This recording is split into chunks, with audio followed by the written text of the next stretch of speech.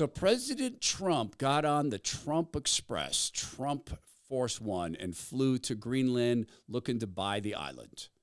And this is going to be really, really interesting. It's been talked about for decades as a strategic necessity, both from a perspective of energy and from the perspective of, well, war. And that's something we need to be looking at. There's a lot to talk about there. Also, need to talk with Zach about the whole H1B Visa program and his view on that. Elon Musk says it should be expanded, no limits. He's threatened Americans who are against it. Plus, Zach sees some good news in one of the people President Trump has brought on board to advise him on the economy. We'll get started talking about this with the help of Bulwark Capital Management, KnowYourRiskRadio.com, and God Almighty. The Todd Herman Show is 100% disapproved by big pharma, technocrats, and tyrants everywhere. No. From the high mountains of free America, here's the Emerald City exile, Todd Herman. Today is a day the Lord has made, and these are the times to which God has decided we shall live. Zach Abraham, my friend, brother, joins me. Great to have you back, Zach. How are you doing? Great to be back. Happy 2025, man. We made it. I know. We made it through the dark years. Do you think that they're going to try to stop President Trump from taking office based upon the 14th Amendment, that he is a felon, and that's why they played nice during the Electoral College count of votes? Not if they're not unless they're even dumber than I think they are. No, I think they know that. Their tail seems to be put pretty well between their legs. I mean, you've had a couple guys out there bloviating about things, but they got their tails handed to them, and they know it. And I think that the establishment knows that they've gone way too far. I think the whole DNC knows. They're not going to say it, but they know that they're a party off the rails. And the way they're currently constructed, I think they're unelectable, and especially on a national basis. And look at the margin of victory Trump had. I'm a big believer that if you redid the election today, I think he'd win by probably triple the margin of victory that he did win by. Just because there are so many people, I've talked to them, people that were browbeat into voting for Harris, that were scared. There's so many of those people, and there's been a sort of an awakening where everybody's kind of looking around and going, wait a second, we outnumber them. You know what I mean? Yeah, right. And so I think, they might I laughed when that judge stuck with that. Again, maybe he had to. Judge Merchan, the conflicted judge, or over the Stormy Yeah. Daniels case. Yeah. I laughed when he tried to go with that because now I don't know what the deal is. My feeling is that he should and could just throw it out. Correct? I mean, he didn't. He could. He made it very clear from the moment this thing began, he intended to hang Trump up on this. His daughter's a big DNC fundraiser. She's made a gob of money out of being mobbed up in that way. Merchan's conflicted. This is gonna get tossed by the Supreme Court because it had passed the statute of limitations. It was a misdemeanor made into 40 or 34 felonies. Supreme Court's gonna probably toss it, but they want him labeled a felon. And let me ask you a question about that, because I've been curious about this from the very beginning, and I've never gotten an answer on it. How in the world can you prosecute a quote unquote crime that is outside of the statute of limitations? That's the whole point of the statute of limitations. when nothing is forbidden, all is allowed. And Alvin Bragg gets to be a law unto himself. And this is the thing. Here's what they do. Stop me. Oh, that's illegal. Stop me. What's your enforcement mechanism? Who's going to stop me? Right? I'm an elected official. This is in my purview. This is going to go through court reviews. I'm not going to get punished. Alvin Bragg's not going to get punished. It goes up to the Supreme Court. They can say, nope, this is tossed. What do they do to Alvin Bragg? Nothing. It reminds me of, you probably haven't seen it because you're a better human being than I am. But the movie The Big Lebowski, have you ever seen that movie? Well, I'm not here to tell you I'm a better human being than you, but no, I've never seen the movie The Big Lebowski. Okay, well, the cautionary tale to everybody out there, I think the movie has something like 300 F words in it or something like that. Okay. Now, that being said, in my college days, it was one of our favorites, and it actually is a pretty funny movie. But there's a line in there where the guy freaks out. John Goodman's character freaks out, and he goes, "Doesn't anybody give a D about the rules?" He's freaking out, and that's the way I feel when I hear people doing things like this, regardless of political party. There isn't any political part to it, but I look at him and I go, guys, anytime you attack the rules, you're attacking all of us. Mhm. You're attacking yourself. You're degrading the safeguards and checks and balances that are put into place. How are you so stupid, feeble-minded, and immature that you don't grasp that concept? That vanquishing your political foe, there is a cost too big for that. And the cost that's too big for that Yeah. is the violation of constitutional rights. Okay, but how do you catch a raccoon? Well, I've never caught one, but my How do you guess catch a would be, raccoon in a non-lethal way? I'd put a trap. I don't know. Put a trap out It's there. actually pretty simple. You put a shiny thing in a box Oh, with a yes, hole yes. just big enough for a raccoon to reach in with its hand open, and then Yep. it grasps the shiny thing and has it in its fist, and it will And it not won't let let go go. of the stinking shiny thing. And when you show Yep. up to get the raccoon, it's still going to be yanking on the cage. I'm not letting go of the it's the precious from the Lord of the Rings. That's Yep. where these people are at. They're at that precious level. I had a friend of mine who was a lawyer for is it ABC? No, is it NBC who did Saturday Night Live? He was an I think it's NBC. he was an entertainment lawyer, and he was a young guy working in standards and practices. This is what you can say, can't say, the 7 nasty words, And he got called down to Lorne Michaels' office. Lorne Michaels was the creator and producer of Saturday Night Live. Yep. So Alan goes downstairs. He's this young lawyer with his young lawyer briefcase Mama gave him after he graduated law school. He introduces himself. Hi, Mr. Michaels. My name is Alan. I'm with the Standards and Practice. Oh, Alan, pleasure to meet you. Please have a seat. Appreciate what you do for the company to keep us safe. Please tell me what you have to say. So he goes through his spiel, and Lorne Michaels listens very politely, and he goes, excellent. Thank you for telling me that. So as I understand it, if my show is a flop, nothing you said matters. And if my show's a raving success, nothing you said matters. Right. And Alan's like, yeah, but Yeah. yeah. You're Yeah. pretty right. It's the same thing with the law. Alvin Bragg is saying, come and get me. So let's get into, I don't know, do you want to cover the good news about this guy you think President Trump's smart to pick first, or do you want to talk Greenland? I'm going to leave it to you. Let's talk Trump. Let's talk who he's picking first, because Okay. the Greenland one's a different deal. I think that's a good flow conversation. So Zach and I are recording later than we normally do. We normally record in the morning. So now I can take my wisdom and I can do 3 scoops of this. You got to add this to your protocol. So this is a biblical-based herbal blend of 5 or 6 herbs. Now I can get into detail on what the herbs do and what they are. But this provides me an incredible sense of relaxation, and it does something really magical with inflammation. It turns it into your friend.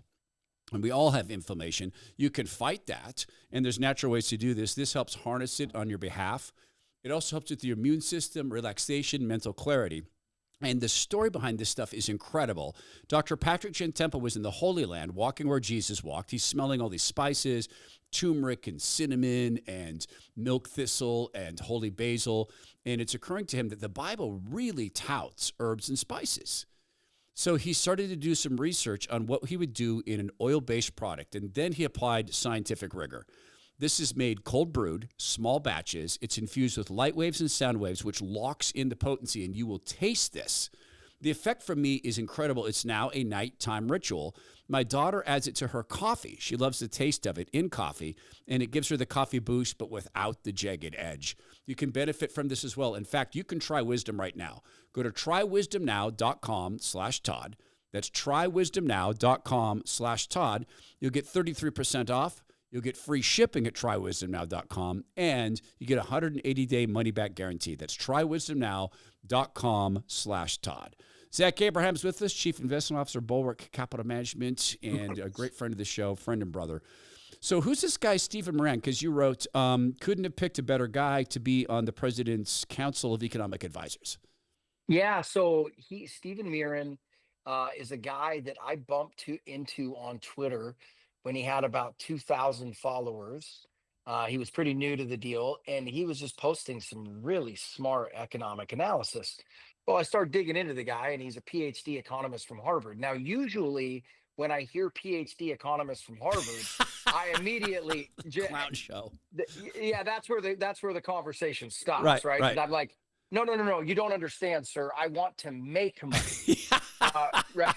So, but I was watching him post these things, and then I noticed he started posting information about the fund he was managing. Well, that's a unicorn, man. PhD economist from an Ivy League school who's also a practitioner. And so, really sharp guy. So I called him up, got him on the show. I've had him on the show, I think, two or three times now. And he's just a super smart operator that is like I said, an Ivy League trained economist, but he's recognized the nonsensical parts of what we're doing. He was brought in by the Biden administration to help facilitate all of the PPP loans and get those out to people. Now, he didn't agree with all of the things the Biden administration did by any stretch of the What, imagination. like the But PPP loans being $100 billion, $200 billion, maybe $1 trillion fraud. yeah, with no oversight and Right. all the different things that we know about it now. But he literally was asked to come in and just help facilitate, so he didn't have any part of that. Yeah. And he, of course, did it because if the country asked him to do something, he's that kind of guy. He's going to step up and do it. But he is. It's so funny. I was shocked to see that he got appointed to that position, not because he didn't deserve it, but because when I first interviewed him, I got off the interview and I thought to myself, this is the kind of guy we need on the Federal Reserve. This is the kind of guy we need as a Treasury Secretary. This is the kind of guy we need in Trump's ear or anybody's ear because he understands what the economists are talking about, but he's a practitioner enough to understand where the rubber meets the road, right? Yep. And we all know that and investing is like that probably more than any other profession. There is the perception of what it is, and then the reality of doing it is just completely different. And it's really, I don't think that there's any profession that wanders further away from the textbook definitions of really every practice, every job, every profession is like that to a certain degree. But investing is so much like that. And to have that guy up there, regardless of who's in, and look, that's one of the things that's got me so excited about the opportunity set in front of us as a country is so many. And it's one of the biggest differences with Trump's administration right now from the first time, which he's just stuffed it full of these types of people that are practitioners, right? As opposed to bureaucrats. And, I don't think I was looking back through it. I don't think we've ever had a guy in Stephen Mirren's position that is more uniquely capable and uniquely skilled to do that to do that position and give the president really sound advice and not only that, but I'm also cheering for him because there Todd, you and I are now just one step away from the big guy, the president. So Well, I'm 2 steps. You're 1. well, I know, but you and I kind of come as a package deal. Okay. So Right. my point is, they're going to be in a meeting and they're going to be discussing some really hard things. And I'm sure Steve's going to look at him and say, "Hey, Mr. President, I got to call the best risk manager I know, Yeah. and he's going to bring in his buddy. They're going to sort this out for you." Now, I'll tell you, So this is God's honest truth. I believe that will happen. I actually believe that you're going to get that shot. I really do. And remember this, President Trump retweeted me on the election and election integrity. They also contacted me. His chief of staff through Rush's show contacted Rush's show and said, who was the guy who just did 1 hour breaking down the COVID scandal? Because I was saying cases. I didn't know that. I didn't know that. You didn't tell Absolutely. me about this. God's truth. They contacted EIB. We got to get that guy. Can he come and advise us? That was the best explanation we've ever heard of what happened with COVID. And they started using my phrase, cases. President Trump started to say, cases of what? And I said, anytime. And Bo Snerdley, that's James Golden, great man, you beautiful human being. Would you be willing to fly back to D.C.? Absolutely. Absolutely. I'll get on a conference call and would you send them your research papers? So I sent them my research paper, the show, and the chief of staff wrote back and said, this is the best we've ever had. And we're going to use it. And they started using it. So we are That's awesome. Right. And man, they're going to come back on that, the technocratic medical front. You watch and see. So now I'm going to work our way down to Greenland. I saw this and I wanted to check with you on this because this is fascinating to me. Lena Scheich posted this, economist and commentator. As punishment for adopting Bitcoin, El Salvador was pushed near default by the legacy finance world. Today, bonds are trading above par and credit ratings are upgraded. No small country challenges a big guy and survives normally. Bitcoin is winning. And it has to be true because she included charts. Therefore, it can't be wrong. So, I mean, do you agree with this analysis? Did this actually happen? No, it's idiotic. Okay. What happened in El Salvador is they got crime under wraps. That's the story. Bitcoin has been, it's helped in some marginal ways. It's been an hindrance in others. This is the Bitcoin. And look, I want to reiterate, I do not think it is a bad idea for you to own a small amount of your portfolio in Bitcoin. Okay. But it is not.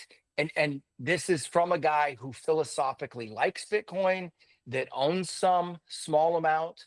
Okay. I'm not adverse to Bitcoin, but you have to, this is a perfect example of what I was talking about how, things look good in a textbook and then investing reality. Right. Yep.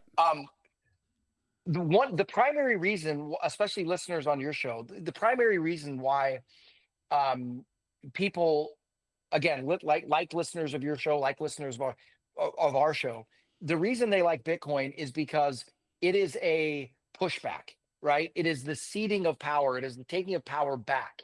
Okay, here's the problem.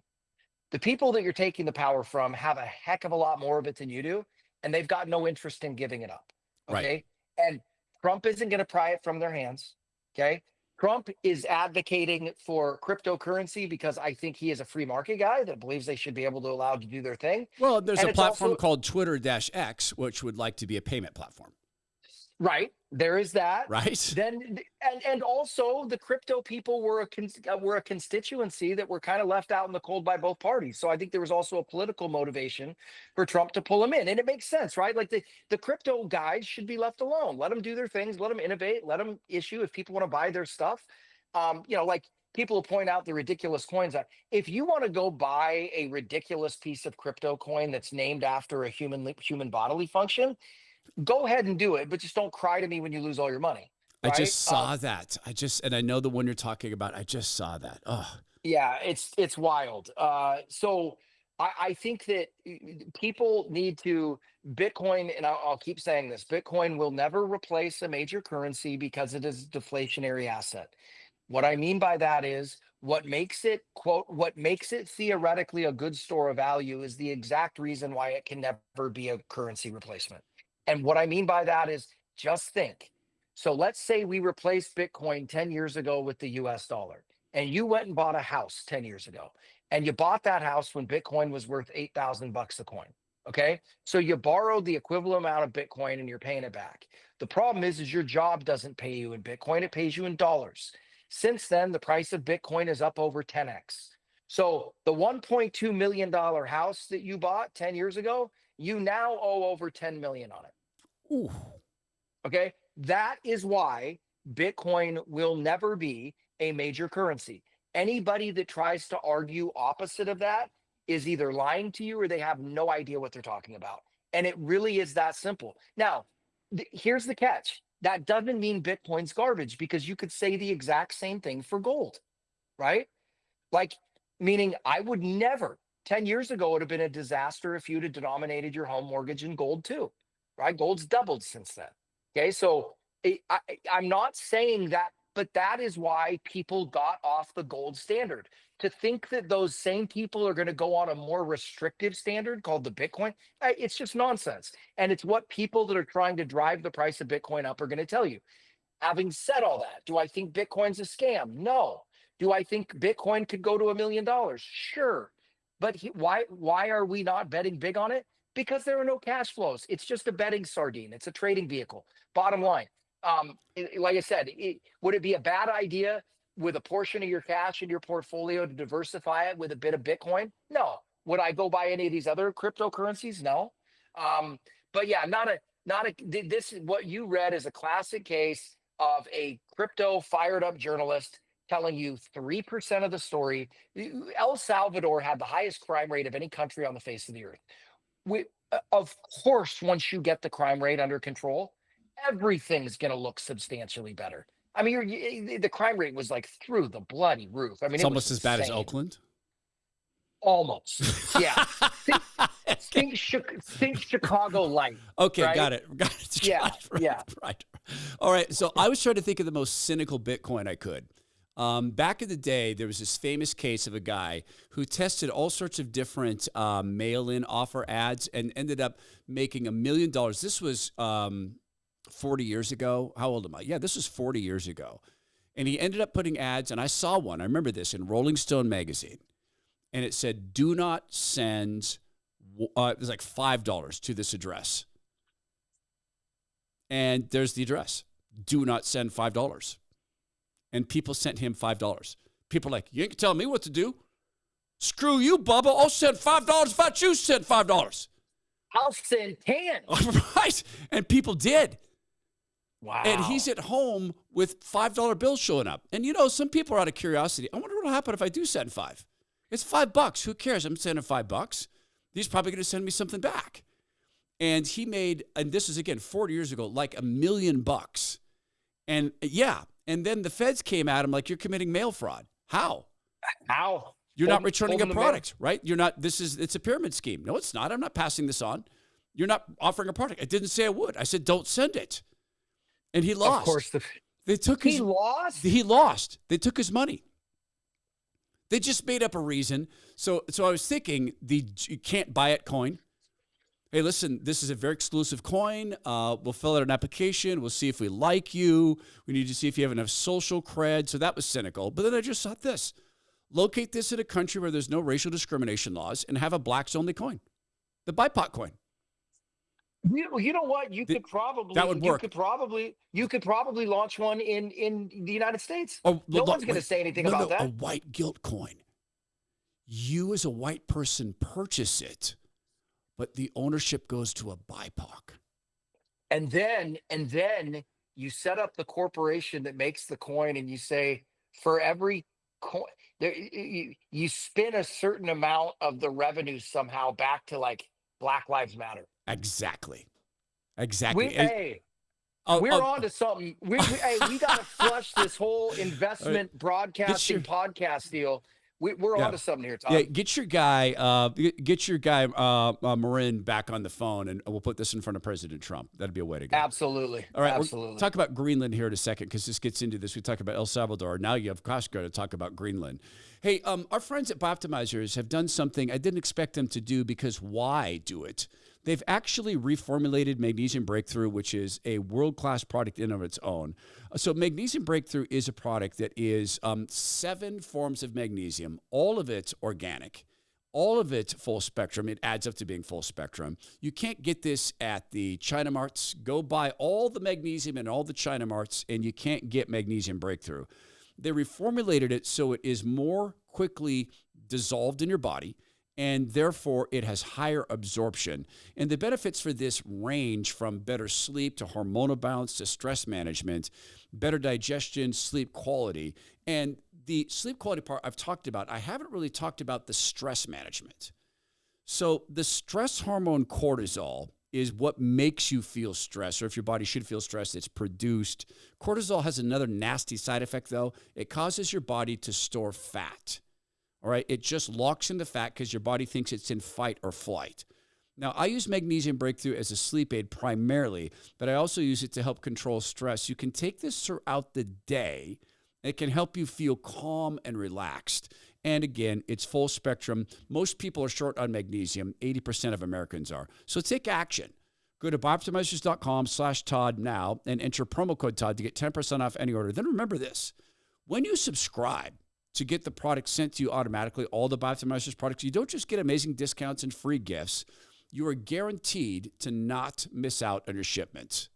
Again, that's bioptimizers.com/Todd, promo code, Todd. So, Zach, as you and I sat down to record this, President Trump was on his way, or actually had already landed in Greenland with an intention. I mean, they're saying buy the island. I'm sure there'd be, some money that changes hands. We'd be, agreeing to protect the island, et cetera. I don't think we'd be acquiring the island. Maybe we would. Maybe he intends to buy the island. Therefore, then I guess Greenland becomes a territory or a state. This has been talked about forever. In terms of military strategic importance. But this is the way a guy named Robin Minotti wrote this up. This is interesting to me.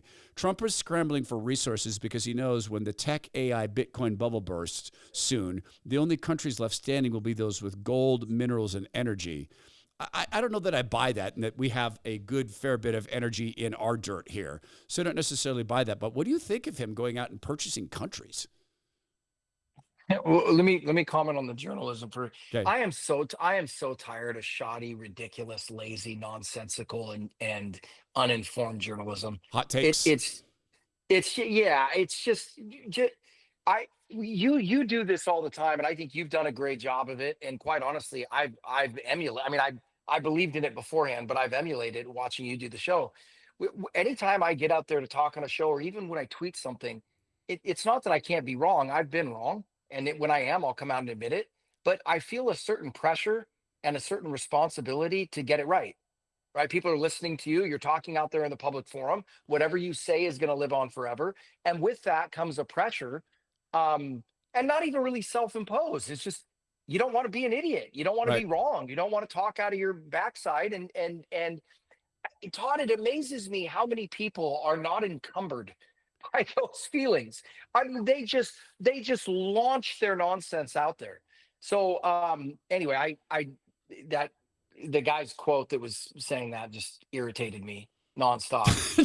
I couldn't tell. Well, right. No, because you're looking at the island of Greenland, and I wanted to say, dude, have you seen the footprint of the United States of America? You don't think we have gold and oil and resources in the ground? We need that little island for this? What we need it for is military strategy, tactics, for shipping lanes. There's other reasons to have it, but this has been talked about from that perspective forever. It's a launch post. It's a place to build military bases, which the military industrial complex would love. I guess I look at President Trump. We are floating on an ocean of oil and natural gas. The idea that we need to go somewhere else to get it. Again, I'm sorry. I don't mean to derail it. Sometimes the idiocy and the lack of thought that people put into the things they say, it just gets to me, right? Yeah. Now, what the strategic importance of it is really, one of the questions I would ask Trump is if, you've made several statements that I don't disagree with, challenging the efficacy of NATO. Those seem to be conflicting statements to me. If you're gonna question the efficacy of NATO, what do you need to take over Greenland for? Yeah, fair enough. You know what I mean? Because what is the strategic importance of Greenland? Effectively, at this point, it's easy access to Russia, right? Like that's sort of the spot. So, I don't think it'd be a bad thing for us to take over Greenland, but. But that's good for Trump because he works for Putin, so it's a quick flight. That's true, and they can bro out together more easily. Right, and they could go lift and run and stuff, and play golf and ride horses. So maybe that's Trump. Then he made this statement, and this is beyond stupid. That talking about acquiring Canada. Do you want Canadians voting in American elections? No, and do I care if the Gulf of Mexico is called the Gulf of Mexico as opposed to the Gulf of America? Gulf of America, right. I heard that today, Todd, and I sat there and I went, guys, this is the equivalent of arguing about the color of the drapes when the house is on fire. And maybe people love to believe with President Trump that it's 3-layer chess, multi-layer, 7-layer chess. Maybe it is. Maybe he's saying, hey, you know what? I'm going to have the press focus on the outrage of calling it the Gulf of America. I'm going to have them focusing on Greenland. Meanwhile, my nominees are going to be going through the process. Meanwhile, this court case is happening, and I'm not going to give them the oxygen. They're going to have to spend their time with me in Greenland and saying that I'm going to purchase Canada. He's a brilliant man at controlling the news cycle. Maybe it has to do with this visa thing, and I have got to get your download on this because, man, Elon Musk flipped his ever-loving skull. And, in fact, in my judgment, and according to people who it happened to, like Elijah Schaffer, when they started criticizing his position on the H-1B visa program, they got their accounts basically destroyed, their Twitter accounts demonetized, their subscriptions taken away, their reach is gone. Elijah Schaffer used to go out, and he'd work for Glenn Beck for a time, and now he's sort of independent, and he'd regularly receive 9,000 likes on something. Now he's lucky to get 4 or 5. And it's very, very obvious that this is algorithmically attacking him. So in a second, I want to get your opinion on this, because Elon Musk also said Americans who are against the HB1 visa program can blank themselves in the face, making a sexual reference, and that he will go to war. He'll go to a hellish war, the likes of which you've never seen, to defend access to this program. So we'll talk about this in a second with Zach Abraham. And look, there's a reason that some people need to employ, people that they can afford. Then there's other people for whom some things other than that cost are more important. Mike Lindell is this. Mike Lindell could be building his pillows in China, easy enough. He's sophisticated enough. He's got a big enough footprint. He's got the lobbyists. He's got the State Department contacts. He could make that happen. He refuses. Those pillows are still made in the same small town where Mike Lindell embarrassed himself as an alcoholic and a drug addict and a guy who was surf couching on people's couches. And he couldn't sleep. He couldn't sleep. What a waste I've made of my life. Couldn't sleep. And God woke him up and said, I got a job for you. You're going to help people sleep. That's how My Pillow started. And I talked to him about this. And when I'd heard this, I thought, oh, that's a great line, man. That's a great myth he's built around himself. But I had him on the radio show, and the dude was starting to cry as he told the story. This is real. So My Pillow is built in these small towns. And these, if you try the pills and you think they're a joke, I'm here to tell you they're not. Because I got my first one about 10 years ago. I still have it. I can wash it anytime I want, and it puffs back up. It is not dirty. It doesn't have the mites in it. These things are nearly indestructible. And Mike has given us the lowest price that has ever existed, plus a 10-year warranty, extended money-back guarantee on the classic My Pillows, $14.88, the lowest price I've ever seen. Their body pillows, same structure, same washability, $29.88. So go to mypillow.com/Todd. Use promo code Todd to get the standard My Pillow for only $14.88, the lowest price ever. Use promo code Todd for discounts on the entire My Pillow collection. Or grab a gift of sleep for yourself. Give it to someone who might be in a military barracks or a college dorm. It's mypillow.com/Todd. Zach Abrams with us, Chief Investment Officer, Bulwark Capital Management. You heard him reference his radio show and podcast. That's at knowyourriskradio.com. It's stellar. It's so well done. I remember back in the day, young fella, you came into the radio station for your first time. You was green and scared. Yeah, I know, man. That seems like it's funny. I was talking about some friends with that over the holidays, and they were asking me, and yeah, when I did that first show, we had one employee, and I was driving up to the studio every Friday. Yeah, and now now we've got 17 employees, and man, it's close to $1 billion, and God's been so good. Yeah, it's been a crazy ride. I remember the first time that I spoke in a professional setting. My friend Maury, his dad owned a racetrack, Fairgrounds Speedway in Spokane, and their announcer got sick at the last minute, couldn't come in. They didn't know what they were going to do, and Maury said to his dad, Chuck, let Todd do it. Todd knows all the drivers. He's been coming here since he's 5 years old. He races quarter midgets. His dad has been on pit crews of some of the top drivers. All the drivers know him. I think I was in junior high. I think I was in 7th grade. And so I go up into the stands. There's a couple thousand people in the stands. And I just start doing the announcing. And I'm super comfortable. God just didn't give me the fear of the stage, right? I'm cool. So this all went really, really well. And I was doing the ads because they'd hand me a piece of paper. Hey, the snack bar needs you to say this. Hey, we got a special on hot dogs downstairs at the snack bar. $79 for a delicious, right? Delicious hot dog. German sausage is $99. Make sure you put the mustard on that. And then they hand me copy. And it says, right now, we've got a special on the Miller High Life beers, cold beer on a hot summer day. I'm having one right now, and it's delicious. And the entire 1,000 people turn around, craning their necks at a 7th grader. And the lady next to me slapped the beer out of my hand. And it was a glass of beer. She slapped it out of my hand. What are you doing? You get us put in jail. What was that? Did you do you remember your first radio show you ever did? Absolutely. Yeah. How did you feel about it? What did you think? Like, okay, so the first professional radio show I did that had my name on it was different than the first radio show I did. The first radio show I did, my godfather, in exchange for us not suing him for stealing our radio clips, because my friend Matthew and I, my best friend since 7th grade, we made fake radio shows in his bedroom on a multi-track recorder. So, no way. Yep. It was, my nickname was Rhino and his was Pink, like Pink Floyd.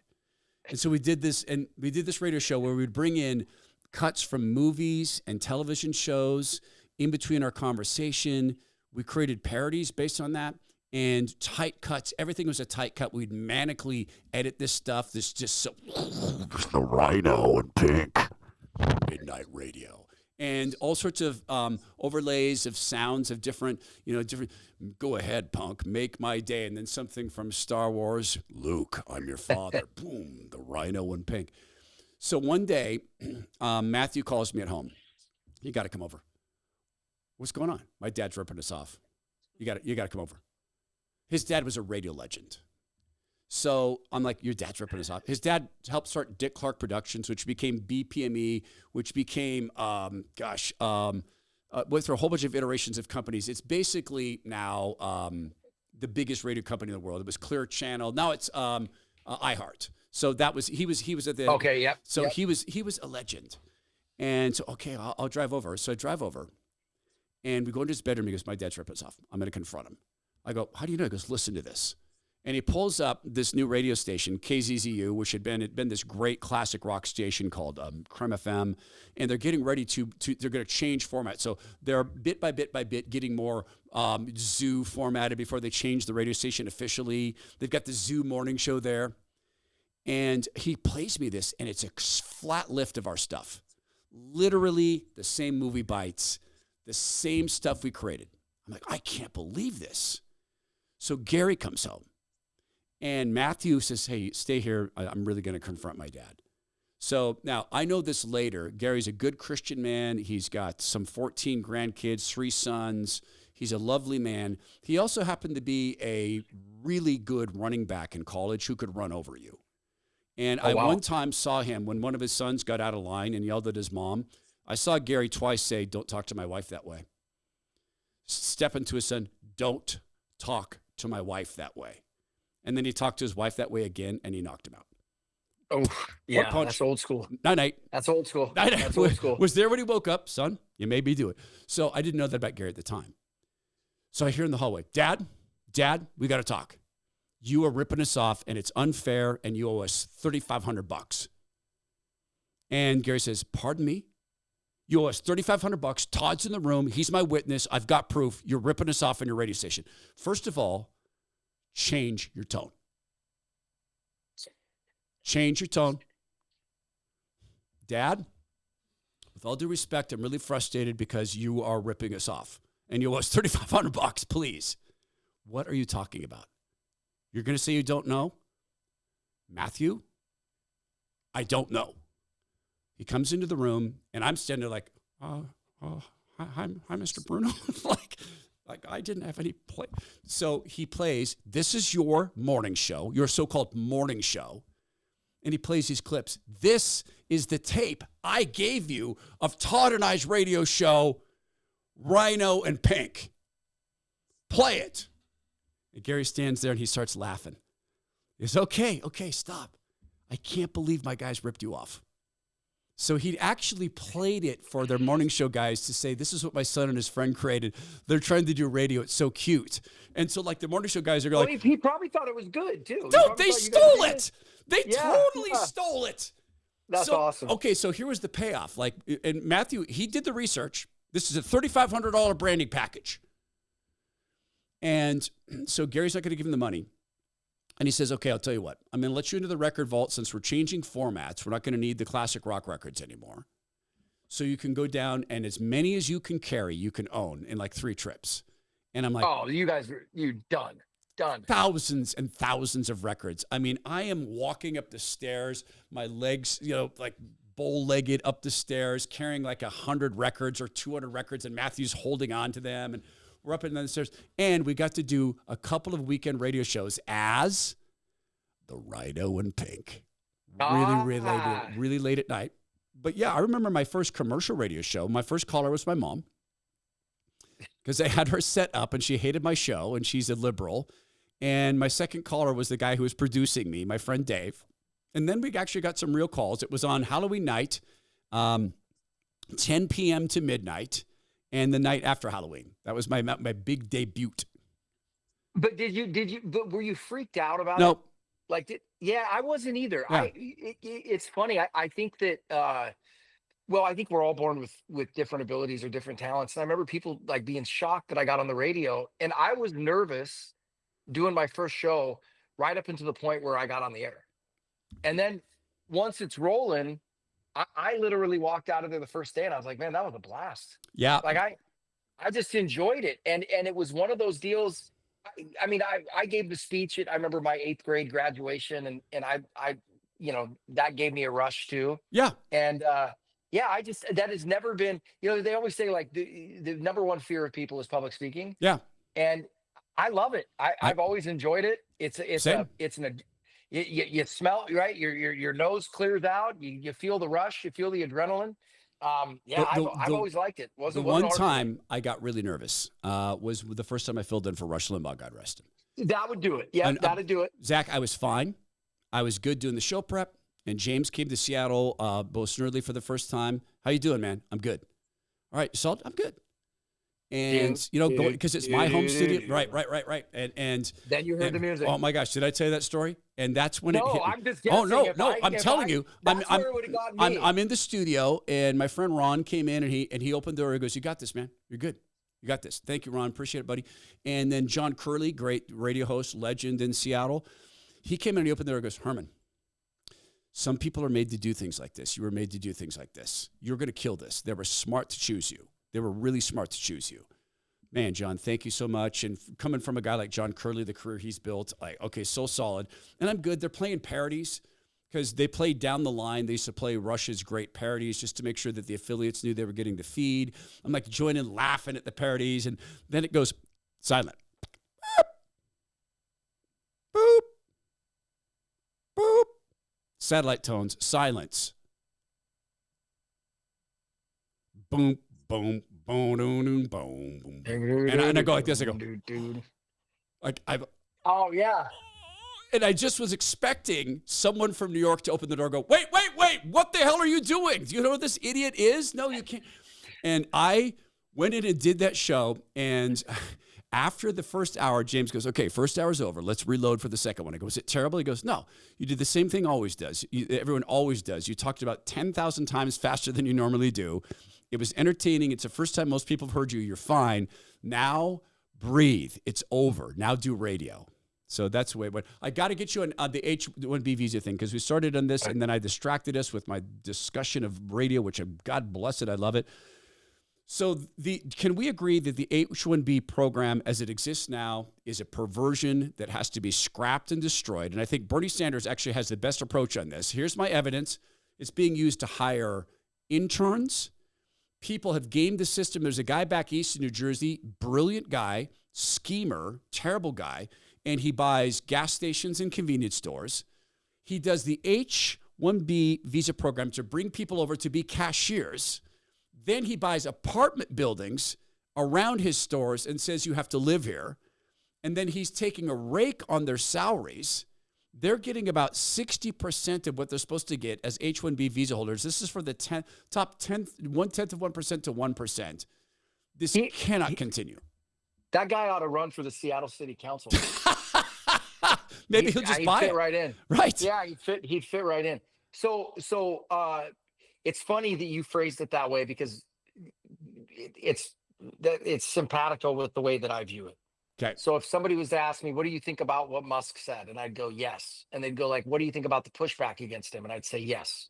So I agree with, first of all, let's get back to what made America great. what made America great is people that with talent from all over the world wanted to come here to exercise that talent and realize the fruits of their labor, right? Right. To That's why pursue people. life, liberty, and happiness is guaranteed us by God. Yeah, God gives us the guarantee of those things, but not necessarily the outcome. Right. Now we flip around and we throw the whole send us your huddled masses, send us your poor, send us your right. And people go, well, those are conflicting. And I go, no, I don't think that they are, right? Not ideally, right? Not the way it was intended. Meaning, send us your cast-offs. We didn't say send us your prisoners, right? Right. Send us your cast-offs. Send us the people like for instance, my junior analyst, brilliant kid, 24 years old, does phenomenal work. He's born and raised just outside of London. And the reason he came to me for a job was because he is effectively outside of the social caste system in London. Meaning, you're not going to hear any of this formalized stuff over in the UK, but in the financial industry, and I can't speak to more than that, 'cause I'm in the financial industry, but in the financial industry, if you didn't go to the right college and you don't know somebody, you're not getting in, period. And it's not about go in the mailroom and work your way up, right? So what we were saying was send us your outcasts, send us the people that you don't think are valuable, and we'll let them have a go, and they can decide for themselves what they want to be, right? Well, so that part of it, I'm in full agreement with Musk on. We want the best and brightest. That's the other thing is we bring in the best and brightest. Competition's a wonderful thing. Free markets are built on it. I think it could also start highlighting the deficiencies in our own educational system if they're not highlighted enough. I mean, if you're paying attention, it's not hard to find. The flip side is that a lot of people are doing exactly what you were talking about, which is manipulating it and using it as a way of labor cost arbitrage, right? Like they're bringing it in, and it's so that is it. It needs to be overhauled, but I like the way that you said it. I think Musk is right in terms of the HB1 visas being used to bring over highly talented, highly capable people. I'm all for it. There shouldn't be a limit on it. That is America. And if you as Americans don't like it, go brush up, right? It should not be allowed for labor cost arbitrage. Well, right. So how you construct a law that works properly that way, I'm not really sure. I can't even believe it, but Bernie Sanders has the method. What'd he say? Okay, first of all, let me point out a statistic that I think people need to know. India gets 72% of HB1 visa people, H1B. India, and then it's China. And there are companies that are getting 80% of these submissions because they submit the same 5 names 20 different times. They take like random Indians and submit it, and some random Indian gets, hey, you got your visa to America. I own a food truck. I mean, I can't. So here's what Bernie. Why are they doing it? To block everyone else out. So they flood the zone. They flood the zone, and they've got the systems down to flood the zone. No one else's stuff gets seen. Their stuff gets seen. They switch another person out. Oh, well, we can find someone else with this name. I mean, it's a gold rush. They do the same thing, taking the rake on people's wages. I can't even believe Bernie Sanders came up with this. Okay, so it's the top 1/10 of 1% to 1%. Then they have to have concomitant pay. And the second I hear that, I'm like, oh, now Bernie's going to wait. Hold on a second. This isn't a wage cap. He's saying your testimony here, this H1B visa, you say this is the top 1/10 of 1% of scientists in this arena. Well, here's what they're paid. Got to pay dude that much. Yeah, pay a commensurate wage. Yeah, that's got to be his take home. No, hey, and then the pushback on that on the conservative side and free market side would be like, you can't tell people how much they're going to pay somebody, and you go, but if they're asking, if that request is accompanied by a request for the federal government to allow somebody a visa, preferential access to the United States system, then you can. Yeah, right. We're not saying you have to pay them that. I mean, no, just put them into the immigration process, and 5, 6, 7, 8, 10, 9, 15 years from now, maybe they'll get in. Yeah, well, and look, I am obviously not against profits, okay? But one of the things that is so irritating to me and so nefarious about the current system that we're currently in, they're not all the reasons. We've got amazing companies and businesses here in the United States. But one of the largest reasons why you've got record profits in corporate America right now are practices like these. Yeah. Right. That so much of this record profit and this, again, home to the most incredible companies in the world.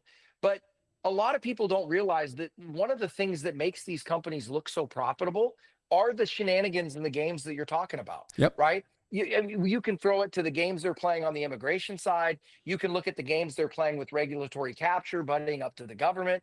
You can look at games that they're playing with stock-based compensation. It is a looting of the system that is literally taking money out of the pockets of labor and putting it in the pockets of industry and capital, right? And it's time that it's crazy for me to say this. I can't believe I'm saying it, but it's true. It's time for the pendulum to swing back to the side of labor, and labor needs some protection in this country. We need to be careful. We need to be careful about how we do it, because that's a slippery slope. But I think we all, and this to me, Todd, is one of the things that has gotten to be so frustrating to me, is that all of us, regardless of where we're at on the political aisle, need to recognize the need for the pendulum to swing in both directions sometimes, right? Like Teddy Roosevelt, turn of the century, 1900s, right? He's one of my heroes. I think he's one of the greatest presidents we ever had. But and he was a America to the core, tough as they come, free markets, capitalism. But he also understood the exact same thing back then that we're dealing with now, that capitalism needs to be protected. And when you got guys looting it the way they are now and the way they were then, there's putting a stick in the spokes of capitalism, and it becomes dysfunctional, and it starts acting a lot like socialism. So no, we definitely need to overhaul that system, and we need to continue. It's like I floated this idea years ago, but it was like I applauded Trump. The whole idea of, hey, if we want to see a return of manufacturing here in America, we're going to give you a corporate tax cut. I want to throw you down at 15%. I'd even take it further and say, we'll give you 15%, but we'll give you a tax holiday for the first 3 years. Yep. Right. Yep. And those things are protecting labor, but doing it in a non-enforcement way. Right. And no, I think that we need so much legislation like that, and we need to protect students. We need to protect labor. There's so much of this stuff that we need to do, and it's kind of hilarious to hear the left still posit themselves as the party of the middle class, because you sit there and go, you guys have literally done to people what you were saying the right was going to do for the last 50 years. You've done that. And just go look at who their customers are. Oh, sorry, I meant donors. I shouldn't have said customers. That was the wrong thing. I apologize for that. It's all the billionaires, baby. It's big business. Zach Abrahamson with us, Chief Investment Officer, Bulwark Capital Management, KnowYourRiskRadio.com. Thanks for the wise counsel, my brother. Appreciate you. Hey, happy to be back, man, and kicking off another year. Thanks for having me, and looking forward to many more of these. Yep, me too. This is the Todd Herman Show. Please go be well, be strong, be kind. Please make every effort to walk firmly in the light of Christ.